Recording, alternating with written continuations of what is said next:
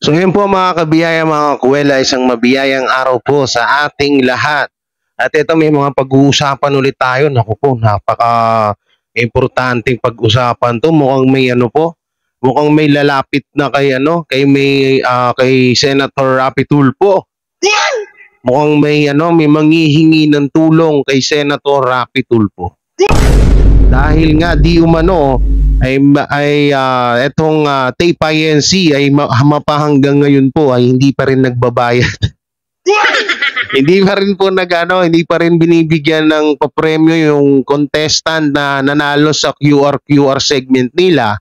Ay mapahanggang ngayon po daw ay hindi pa rin ata nila binibigay yung 10,000.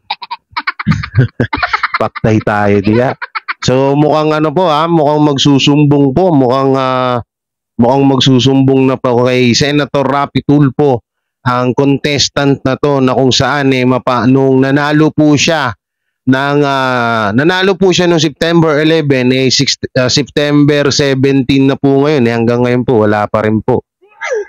So ito po ito yung mga tatalakayin natin at ito po pala ang Tape INC ay nananawagan na or nagmamakaawa na po sa lahat ng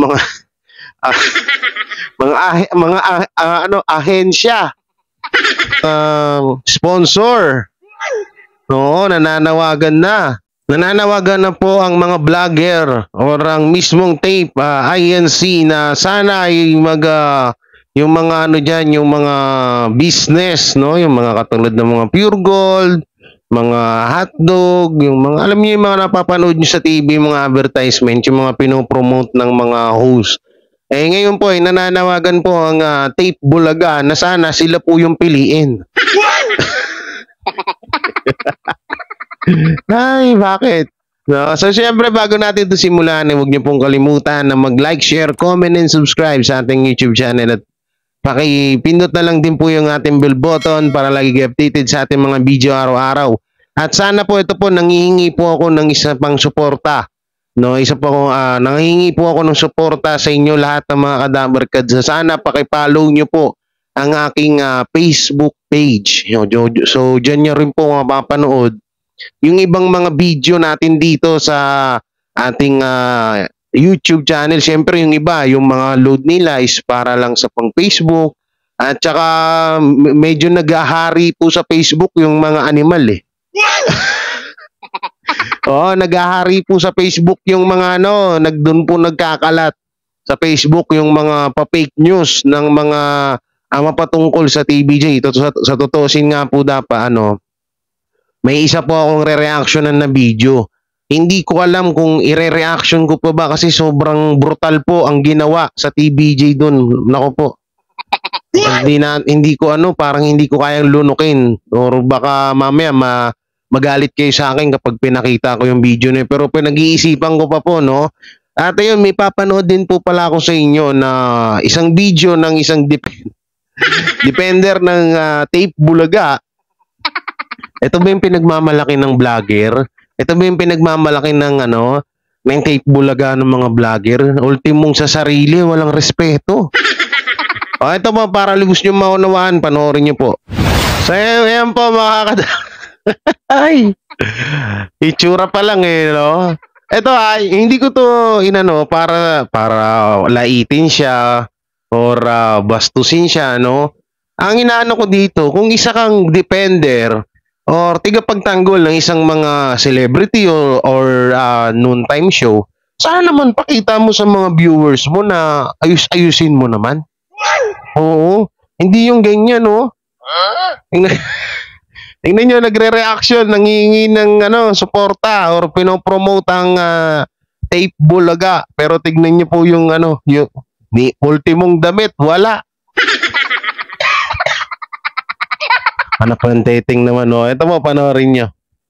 Hello mga best, magandang gabi. At gusto ko lang sabihin sa lahat ng production ng G Sagedli and sa team G Sagedli, nakakaisisipag nyo at nakaka-proud kasi kahit ano pang sama ng panahon, umulan man o umaraw. Naligo na kaya yan? Hindi sila nagsasawang maghatid ng tulong natin na nangangailangan. Talaga namang dedicated talaga sila sa kanilang ginagawa at I'm so proud. Saludo po ako sa inyong lahat. And Tinakpan ko lang dyan, ha?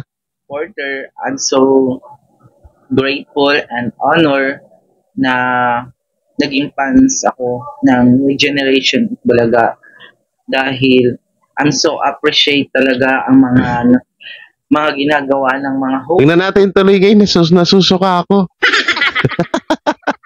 Guri mo ba naman ba't ka nakaubad, sister? Dapat hindi ka nakaubad. Nakaubad no? Ay. Paano namin kayo i-respeto kung ganyan yung pinapakita niyo sa amin? Ng mga vlogger ano ba naman yung magbo-vlog kayo nakahubad? 'Di ba?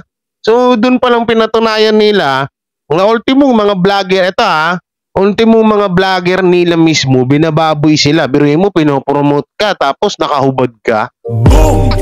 Isipin nyo maigi yun. Pinopromote yung tape bulaga. Oo, yung tape bulaga. Huwag na natin sabihin yung fake kasi nagagalit sila eh. Oo. Yung tape bulaga, no? Pinopromote niya yung tape bulaga pero nakahubad siya. So, ano ibig sabihin nun? Diba? So, ibig sabihin nun, sinisira mismo ng mga vlogger yung noontime show nila. Biri mo, nakahubad. Sana nakakita nyo, nakahubad. Ay, so ito, mapunta na tayo dito sa, sa isang, ito, babasahin natin, makikita nyo naman yan dyan. So dito, no, ito po yung issue. Siguro napanood nyo na rin naman to, pero sige, itatalakay ko na rin sa inyo kung ano yung may bibigay natin na opinion dito sa nangyari na to, no. Sa tutusin lang po talaga, wala po talaga kaming pakailam dito dahil issue po ito ng fake bulaga. Grabe yung fake bulaga. Sorry. Tape bulaga pala. Baka makasuhan tayo, mahirap na eh. No? So dito wala talaga kami dapat rito. Wala talaga kaming pakailam. Ang pakailam namin dito yung tao, yung nananalo. Tsaka alam nyo, talagang baboy na yung titulong Itbulaga. Yung title na Itbulaga, baboy na. Tingnan nyo yung ginagawa nila, kawawa. Ang pangit, papangit ng papangit yung image, no? So ito po, sabi ng Abante News, abogado ng EB umalma sa reklamador na winner. Eh, grabe naman.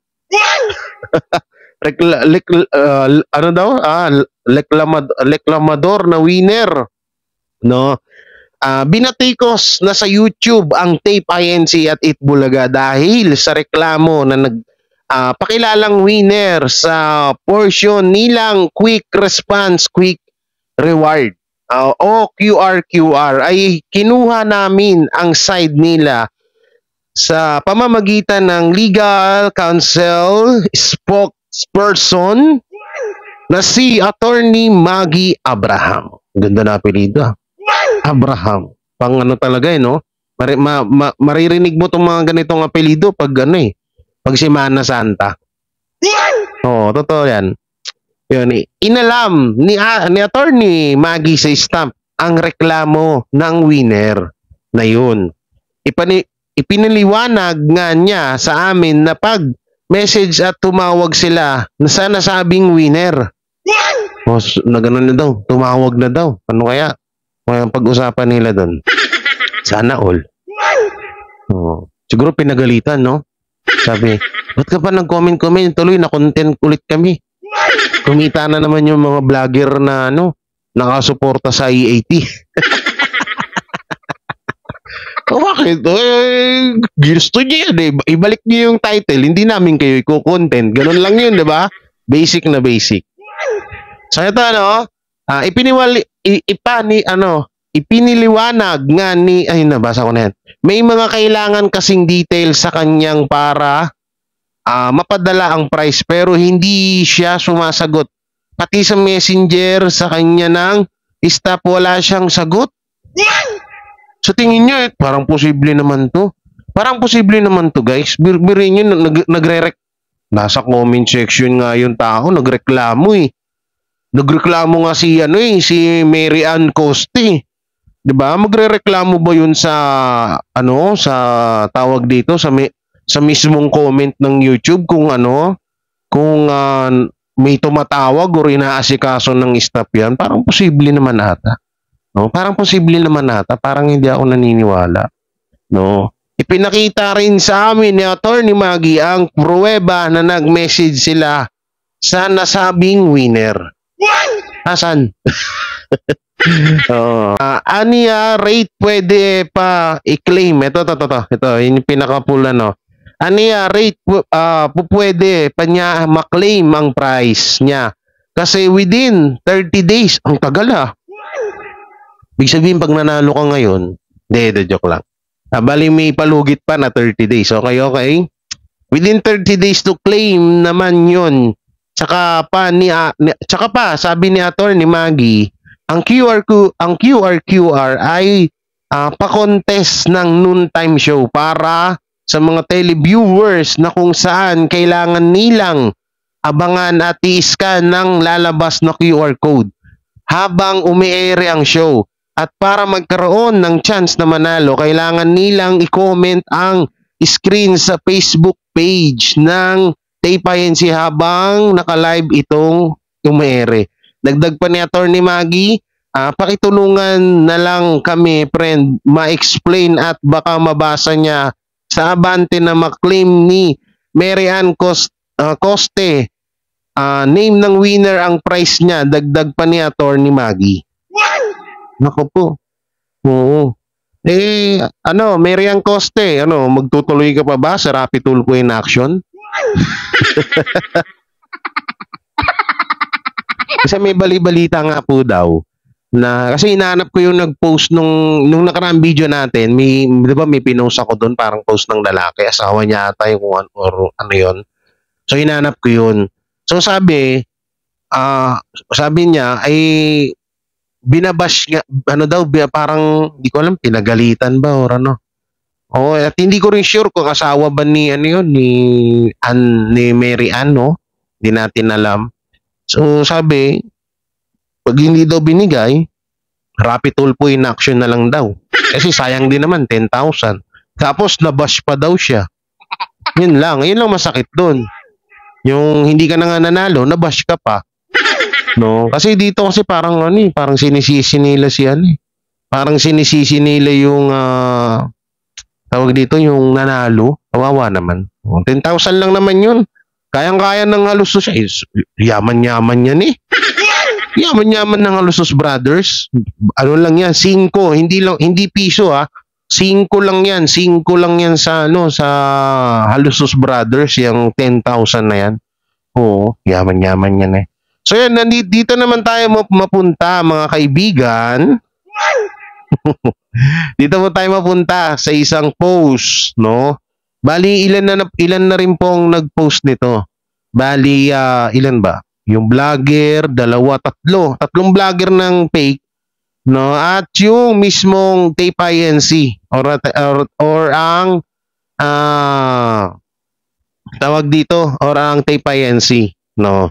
So ito sabi, may kita nyo dyan sa video natin, nananawagan ako sa lahat. Ito po, yung vlogger po ito ng Tape Bulaga Yung kaninang pinakita natin, yung naka-boreless. Siguro maliligo pa lang yun, tapos naisipan niya mag-vlog. No? Ito po, basahin natin. Nananawagan ako sa lahat ng mga kumpanya. Napiliin ninyo ang Eat Bulaga, the most friendly show para mag-endorso ng inyong produkto. Hindi kayo magsisisi, anak ng teteng. Hindi kayo magsisisi dahil alam naman nating ito ang nangungunang noontime show at longest. Lipat na kayo lahat. Ay, grabe. Palakpakan.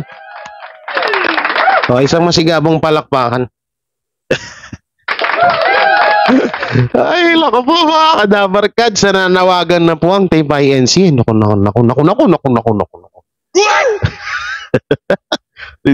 Dito ako natawa, Nangungunang noontime show. At ano ba? The longest, noontime show. Ang lupit. Nangunguna, longest. Eh di wow. Ay, ay nako.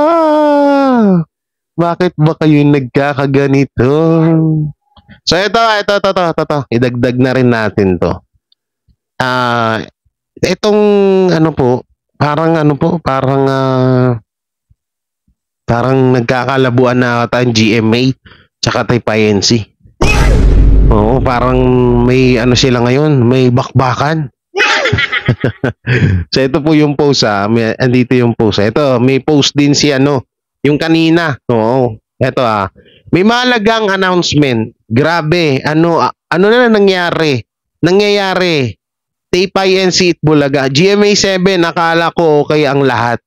Lord, ikaw na ba? Naku, dinamay na naman. Ito yung pinakaayaw ko sa lahat, mga kadabar cards. Dinadama. Alam mo yung, kapag sa issue na ganito, hindi nyo dapat dinadama yung Diyos. Anak ng teting naman kayo. Ayan GMA 7, akala ko okay na ang lahat. Lord, ikaw na bahala. Ito lang nagpapasaya sa amin. Laban tahan ng pinakamasaya. Itbulaga, wag tayong susuko. Sa buhay, laban lang. Laban lang. Ayoko talaga ng ganun. Sorry ayoko makabasa ng ganun. Yung wala namang kinalaman pero isasali. Diyos ko, Lord. Alam niyo yun? Nakakairita. Oo, nakakairita yung ganun, ang mga kadabar cards. Kayo ba, ganun ba? Ako yung ng ganun eh. Oo. Alam niyo, wala namang connect sa issue. Wala naman dapat ipagtawag ng ganun. But, nasa bingit ka na ba ng kamatayan? Kasi yung may mga, yung nagtithank you sila, na alam naman nilang kasinungalingan yung nakuha nila or hindi naman karapat dapat na magpasalamat ka sa Diyos dahil alam mong mali yung ginawa mo tas nakuha mo yung kagustuhan mong makuha pero sa maling pamamaraan tas magti-thank you ka sa kanya. Parang alam niyo parang ang sakit lang isipin na may ganyan tao. Oh, ito, may announcement ang tahanang pinakamasaya. Itbulaga, ano po nangyari? GMA 7, bakit ganun? Okay naman mataas ang ratings namin. Mataas ang ratings. Ano ang sasabihin ninyo? Mali. Saan ako saan? Ano ba ito? Ba't ang hirap ng ratings. Ano ang sasabihin ninyo? Mali sana ako nang iniisip. Sabado ngayon. Huwag sana. Lord, ito na naman. Ito na naman yung pinakainisan ko. Sarap pagpupukpukin yung ulo. Nakakabuisit yung ganito, no? Dinadamay pa nila yung Diyos. Anong ng Diyos sa Anong ng Diyos sa awayan ng tape tsaka GMA? I-explain nyo nga sa akin, mga hinayupak kayo. Bubuisit ako sa ganito eh. Sige, tuloy natin. Ulitin natin sa umpisa. Itbulaga, ano po nangyari? GMA 7, bakit ganun? Okay naman mataas ang ratings. Ano ang sasabihin ninyo? Mali sana ako nang iniisip. Sabado ngayon, huwag sana Lord gabayan nyo ang Itbulaga. Ito ang nagpapasaya sa amin. Ay malamang si Bes nito nag-chat. Pang mongoloid yung type yun. Ay. May sasabihin ng tape INC. Sige, asan yung sasabihin? Ay, nako po. Alam nyo, nabubuisit ako talaga sa ganun. Sorry guys Yung mga thank you Lord. Alam nyo yun? Yung thank you Lord, yung salamat po Lord. Ito pa pala, nakaligtaan ko. Yan, lalabas dyan si screen. Abogado ng tape INC at Itbulaga, sinisi pa niya ang winner nila na si Mary Ann Coste. Naku po. Sinisi pa nga. Hindi na nga nanalo. Nasisi pa. Ito ata yung nag-post nung nakausap ko na magpaparapi tulpo na lang daw. Kasi daw, ang pangit nung ganyang noontime show. Sinasabi nila, ini-air nila sa kanilang live na nanalo yung isang contestant pero mali, hindi naman daw naibibigay yung prize. At ano daw, hindi lang daw siya. Oy guys, ito pa pala, nakalimutan ko, makakalimutin talaga ako. sorry, makakalimutin talaga ako guys. Sakit ko na to eh. Ito, may sinabi pa sa akin yung lalaki. Sabi niya, alam mo Sir J, meron pang tatlo. No, meron pang tatlo na nanalo diyan na hanggang ngayon hindi pa rin nila binibigyan. Siguro ng mga nakaraang etong buwan lang daw na to. No? Etong buwan lang daw na to na hindi pa nakukuha yung etong buwan lang daw na to na nanalo. Hanggang ngayon hindi pa daw nila nakukuha. So sabi ko naman sa kanila, ako wala naman but wala lang nagchismisan lang kami nung lalaki. Nagchismisan lang kami, no? So sabi ko naman, kung ganyan, isabihin nyo sa mismong ano yan, mag-chat kayo, tinuruan ko pa nga sila eh. Oh, that nga mag-thank you pa sa akin ang Taypay NC eh. No? Tinuruan ko sila, sabi ko, punta kayo sa page. O, mag-comment kayo doon, no? Kaya mag-rumekta kayo, mag-PM kayo. Magpakilala kayo. O naman, punta kayo sa live ng Taypay, ng 8 Bulaga, ng Tape Bulaga, i-screenshot nyo yung picture na nanalo kayo. Tapos isend nyo sa kanila. O, tinuruan ko kasi naawa ko doon sa contestant eh. Hindi ako naawa sa tape ha. Oo. Bali yun na, tinuruan ko. Ewan ko na lang kung anong desisyon nila. Pero sabi nga, magpaparapi tulpo na lang daw sila. Ay, nako. At speaking of Rapi Tulpo, grabe. Nakita nyo ba yung upload natin nung nakaraan na Rapi Tulpo, sinupalpal si Enrile. No? Grabe po yung pangbabatikos, no? Pangbabatikos na inabot ni Senator Rapi Tulfo sa video natin. Hindi dahil sa mga sinabi ko, ha? Oo, baka sabihin nyo, dahil yan sa sinabi ni Jay, kaya nabatikos si Senator. Hindi ganon. Maraming nagagalit sa kanya ngayon kay Senator Rapi Tulfo dahil kung kinampihan niya si Vice Ganda. Noon na dapat, isa siyang public servant, tama ba yung pagkakabigkas ko? No? Isa siyang public servant na dapat nasa gitna lang siya ng laylayan. Tama ba? Oo, ang hirap magtagalog, no? Ang hirap din mag-English. Pwede bang German na lang para hindi ako magkabulol-bulol dito? No? Ang sabi ng mga tao, dapat hindi niya kinampihan. Okay naman na sana, magkaibigan sila ni Vice Ganda, pero dapat hindi na lang daw nagkomento ng ganun dahil parang nabawasan daw ang pagtingin ng mga netizen kay Senator Rapi Tulfo. So ito po yung video. Ito yung video natin para hindi masabi nga kahaka. Basahin natin yung mga comment dun sa video ko, no? Ito yung video ko. Yan. So one day ago, may 18K views, no? Rapi Tulfo sinupalpal si Enrile.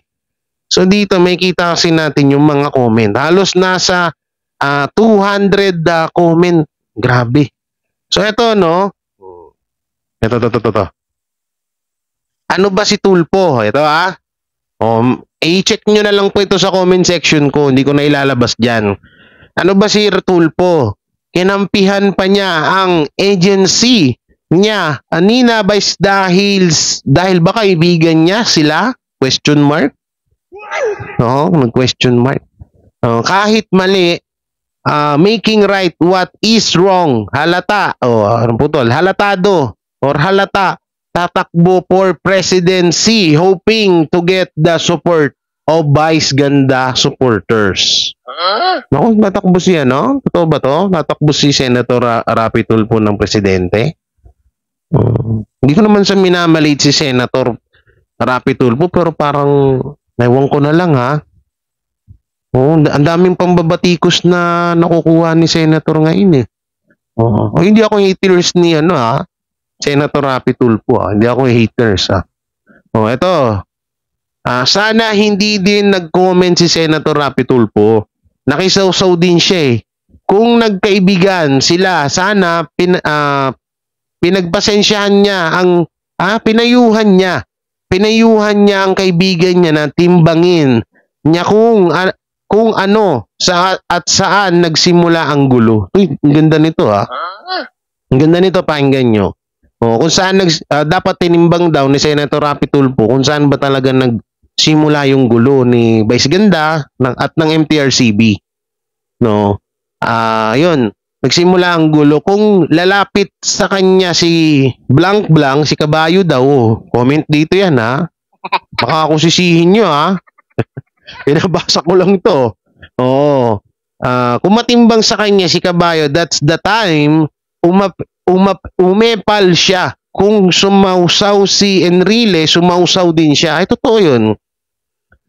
Oo, kasi kahit nasabihin mo na na parang lang yun sa paikiramay, sa pinagdadaanan ng ng kaibigan mo, masasabi pa rin na sumausaw ka pa rin sa issue. Kasi, 'di ba, alam mo naman putok na putok yung issue tapos magsasalita ka ng ganun.